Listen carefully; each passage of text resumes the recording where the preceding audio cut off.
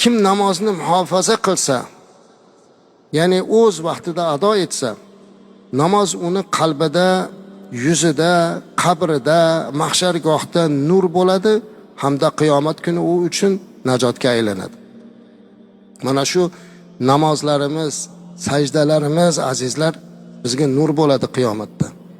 Payg'ambarimiz alayhisolatu vasallamga sahobalar savol bergan mashhur hadis bor. Sahobalar so'ragan ekanlar Payg'ambarimiz alayhisalomdan: "Ya Rasululloh sallallohu alayhi vasallam, siz hozir bizni ko'rib turibsiz, tanib turibsiz. Qiyomatda sizdan keyin dunyoga kelib musulmon bo'lgan ummatlaringizni ham taniysizmi?" degan ekanlar. Ya'ni bizlarni azizlar 14 asr keyin dunyoga keldik. Doim tahoratda yurishlik insonni nurini qiyomatda ziyoda qiladi. Doim peshona sajdada bo'lishlik qiyomatda Alloh taolo o'sha sajdamizdan nur chiqartirib qo'yar ekan azizlar.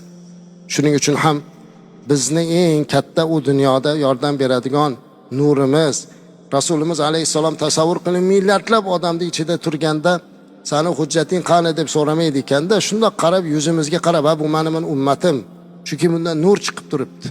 Qancha ko'p sajda qilgan, qancha ko'p yaxshi ishlarni qilgan odamlarda nur ziyoda, nurun alo nur bo'ladi. O'zi umuman xalqimiz orasida ham doim ibodatda turgan, taqvoda turgan, ezgu ishlarni qilgan odamlarga qarab aytamiz, yuzida nuri bor ekan deb qo'yamiz.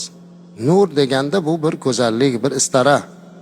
Ana o'sha qiyomatda ham bizga asqatadigan eng buyuk bir sababchi mana shu namoz, ro'zalarimiz.